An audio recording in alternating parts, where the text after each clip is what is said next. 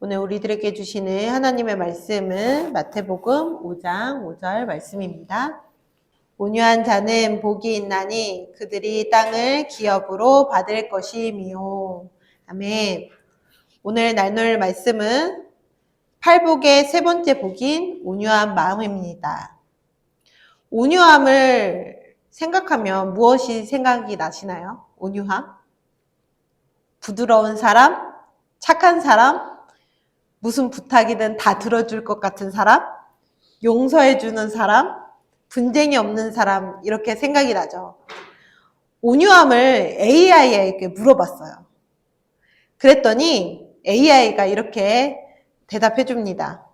온유함은 힘이 없는 상태가 아니라 충분한 힘이 있음에도 그 힘을 스스로 제어하며 타인을 배려하고 상황을 인내하는 능력을 말합니다. 라고 이렇게 대답을 하네요. 즉, 자기 통제, 겸손한 태도, 회복 탄력성이 온유한 자에게 나오는 긍정적인 모습이라고 합니다. 그래서 이러한 모습들을 보여주는 성경 인물들을 제가 찾아봤어요. 그리고 예수님께서 오늘 제자들에게 하신 이 말씀이 과연 어떠한 말씀인지 그 마음을 들여다보기로 했습니다. 성경에서 나오는 온유함의 대명사는 누구일까요? 이 사람 모세는 온유한 사람이래요. 그런데 우리가 알고 있는 모세는 그렇지 않지 않습니까? 모세 어떻죠? 모세 히브리인을 괴롭히는 이 군병들을 보고 살인을 저질렀던 모세예요. 그리고 우상 숭배하는 이스라엘을 보고서 십계명을 던졌죠. 그리고 물을 달라고 막 아우성인 백성들을 향해서 반석에 친 이런 장 아니었습니까? 정말 인간적이고 정말 친근한 것 같아요. 이 모세를 보면은 모세도 이랬는데 주님 하면서 우리를 이렇게 돌아보게 되는 것 같습니다. 사실 모세의 모습은요, 우리의 일상과 다르지가 않기 때문에 친근했던 것 같아요. 그런데 그랬던 모세가 오늘 말씀에 온유함이 지면의 모든 사람보다 더하다라고 말하고 있습니다. 상황은 이러해요. 모세는요, 어느 날 구스 여인을 아내로 맞이합니다. 하지만 모세의 자리를 호시탐탐 노리던 사람이 있어요. 그 사람들은 바로 모세의 누이 미리암과 형 아론이었어요. 모세가 구스의 여자와 결혼한 것을 문제 삼아 리더의 자리에서 끌어내리려고 했던 거예요. 그때 모세의 반응은요, 전에 알던 그의 모습과는 다릅니다. 사람들 앞에서 자신을 변호하려고 하지도 않았고요. 화도 내지도 않았어요.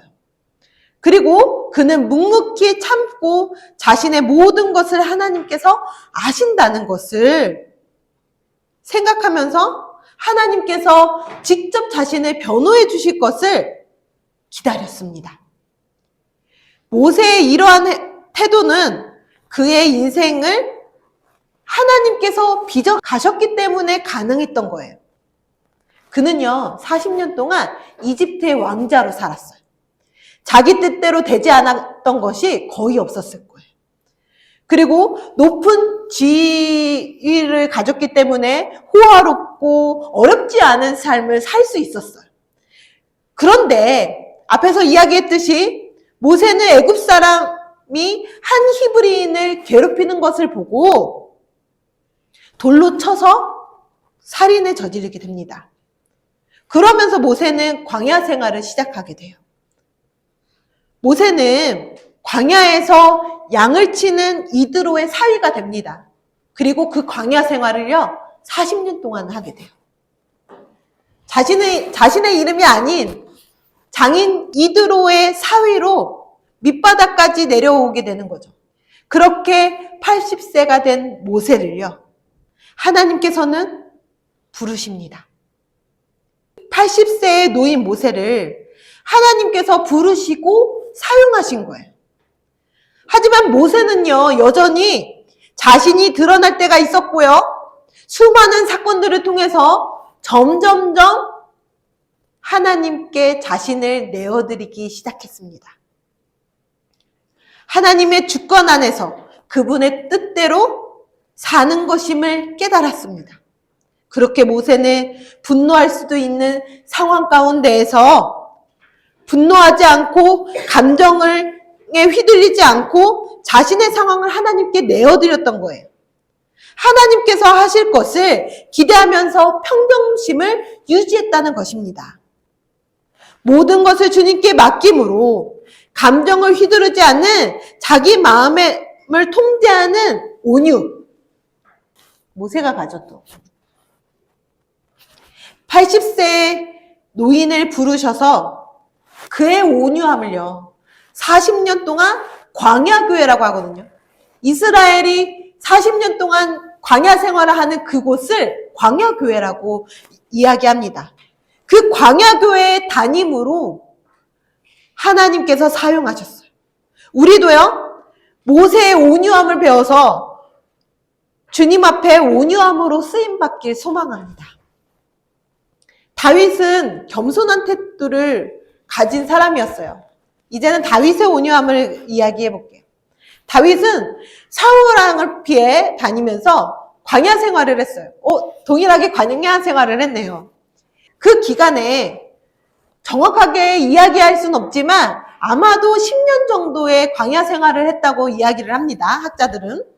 10년을 사울 왕을 피하면서 광야에서 있었어요.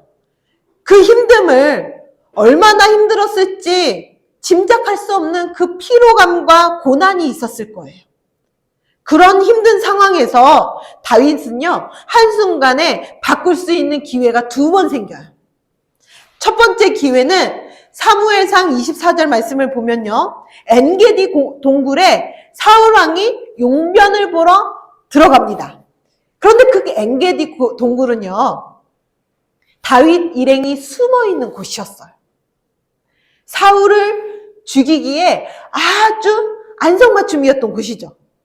하지만 다윗은요, 선택이 달랐어요.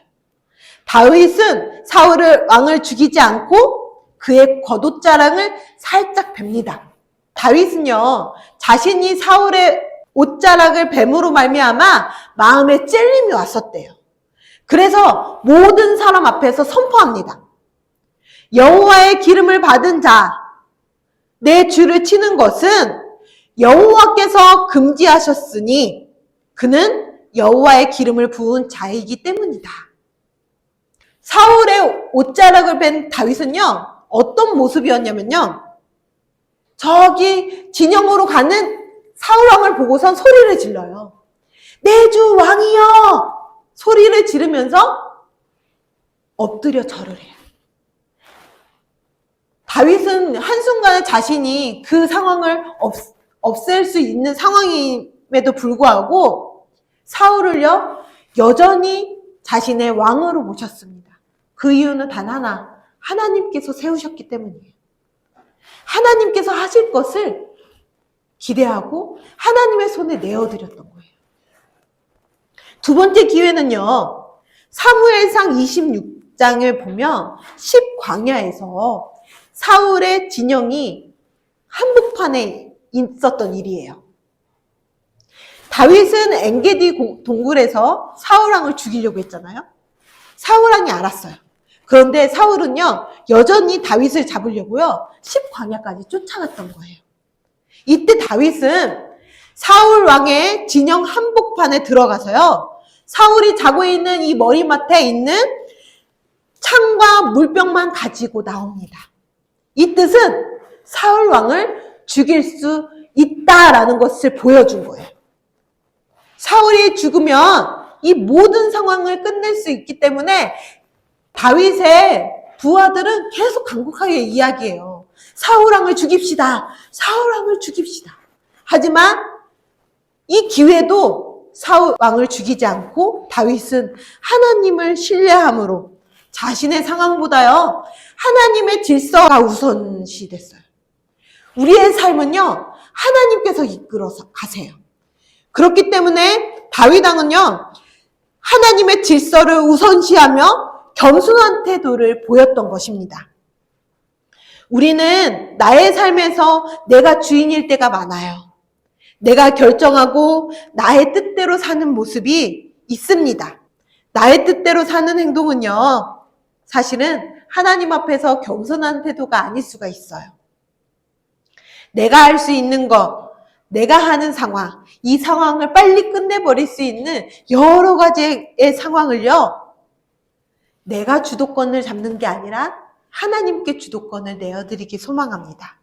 그리고 하나님의 주권을 인정하면서 자신의 권리를 포기할 수 있는 겸손한 마음을 가진 사람.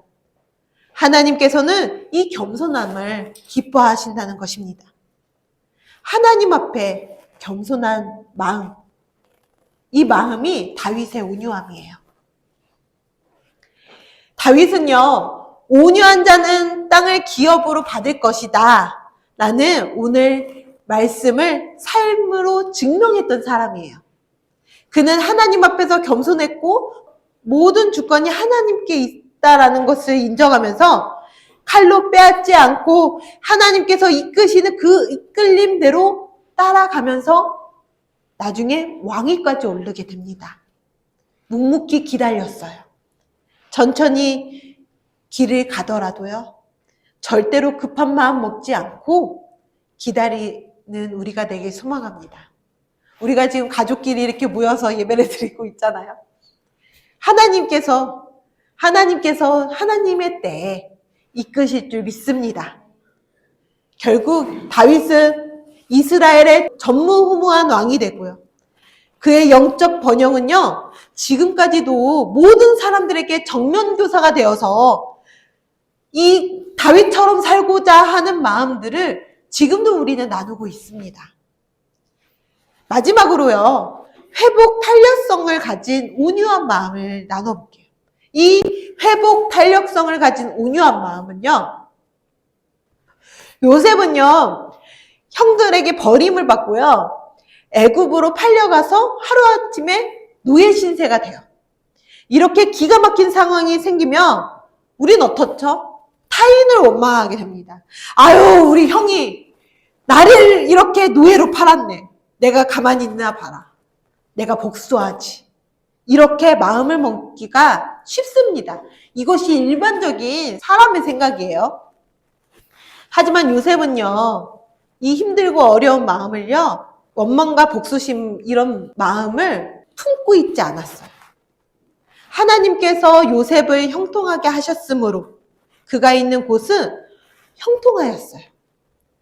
이는 노예라는 비참한 현실에서도 요셉은 하나님을 향한 신앙을 잃어버리지 않았기 때문에 하나님께서 그와 함께 하셨다는 말씀으로 그를 형통하게 하사라고 이야기를 하십니다. 자신의 상처와 고난에 머물지 않고 복수를 키우는 것이 아니라 하나님께서 자신을 애굽에 왜 있게 하셨는지, 이 하나님께서 왜 라는 이 이유를요, 계속 삶에서 해석하려고 노력을 했어요. 하나님께서 이유가 있으셨겠지.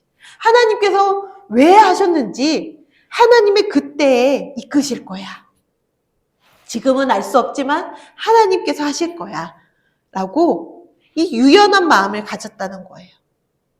그래서 민족을 구원하기 위함이었다는 것을 고백하면서 고난을 하나님의 섭리 안으로 들고 오는 사람이 요셉이었어요. 이는 외부의 고난에서도 쉽게 굴복하지 않고 하나님의 이끄심을 믿고 신뢰함으로 유연해진 마음의 근육을 회복 탄력성의 온유함이라고 이야기를 하는 것입니다. 창세기 45장 5절 말씀을 읽어보면요, 이렇게 나와 있어요. 당신들이 나를 이곳에 팔았다고 해서 근심하지 마소서. 한탄하지 마소서. 하나님의 생명을 구원하시려고 나를 당신들보다 먼저 보내셨나이다. 살다 보면 억울한 일이 생겨요. 그리고 원수 같은 사람도 생기고요. 용서할 수 없는 사람도 생겨요. 나는 가만히 있는데 나를 막 음해하려고 하는 사람들이 생깁니다. 하지만 우리는 마음에 상한 이 마음을요, 내가 가둬서 가지고 있는 것이 아니라 오히려 이를 통해서 일하실 하나님의 온유함을 소망하면서 소유하길 소망합니다. 예수로 살아가는 온유한 삶은요, 모세와 다윗과 요셉의 모습에서 배우는 것, 그 이상의 것을 이야기하고 계십니다. 그 이상의 것은요, 무엇이냐면요, 모든 것을 만족해 하시는 하나님의 바라보는 마음이에요. 우리의 모든 것을 만족해 하시는 하나님. 그 하나님을 바라보는 것이 오직 하나님만을 만족하고 그것을 따라가는 우리가 그 풍성한 삶으로 이끄시는 하나님을 바라보는 것이 만족이고요. 이 만족은요, 온유함의 완성이라고 합니다. 가진 것 없어서 남들과 비교하고 초라해 보인다고 생각하는 사람들이 많아요. 하지만 그렇지 않았으면 좋겠습니다. 하나님께서 우리와 함께 하시고 온 인류를 만드시고 천지 만물의 주인이신 하나님이 우리 아빠입니다. 그렇기 때문에 하나님 한 분만으로 모든 것을 가진 넉넉한 자로 살기 소망합니다. 마틴 로이드 존슨 목사님은요, 온유함을 이렇게 이야기하고 계시더라고요. 자신에 대해 더 이상 염려하지 않는 상태다. 즉, 하나님의 섭리 안에서 모든 것을 만족해 하시는 하나님을 바라보면서 이 삶에 만족하는 마음이 온유함이라는 거예요. 이 온유함은요, 하나님이 땅을 기업으로 주신다고 약속했어요.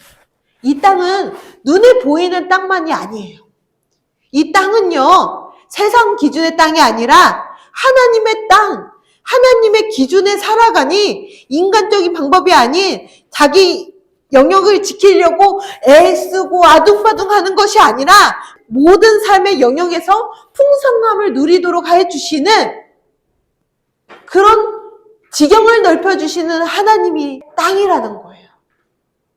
즉, 내 앞에 기쁨과 슬픔, 어떤 고난이 와도 그 고난을 상실함으로 보지 않고 하나님의 채우심의 기회로 보는 영적인 눈, 이 영적인 눈의 지경이 넓어지는 것이 의미합니다. 오늘 말씀을요, 메시지 성경으로 풀이하면 이래요. 더도 말고 덜도 말고 나 자신의 모습대로 만족하는 너희는 복이 있다. 그때 너희는 돈으로 살 수 없는 모든 것의 당당한 주인이 된다. 아멘. 이스라엘이 광야에서 하루의 만나를 만족하고 살도록 하나님께서 훈련하셨어요.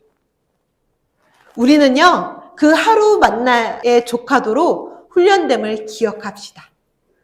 그리고 모든 것을 채우시고 먹이시고 입히시는 주님을 의지합시다. 그것이 온유한 삶이래요. 누가 나를 박해하려면 억지로 참는 게 아니라 하나님께서 넉넉히 채워주시는 것을 순리대로 따라가는 삶. 모든 것이 다 하나님께 달려있다는 것을 하나님을 의지하는 그 삶이야말로 온유함이라는 것입니다. 이 온유함으로 당당하게 사는 우리가 되길 소망합니다.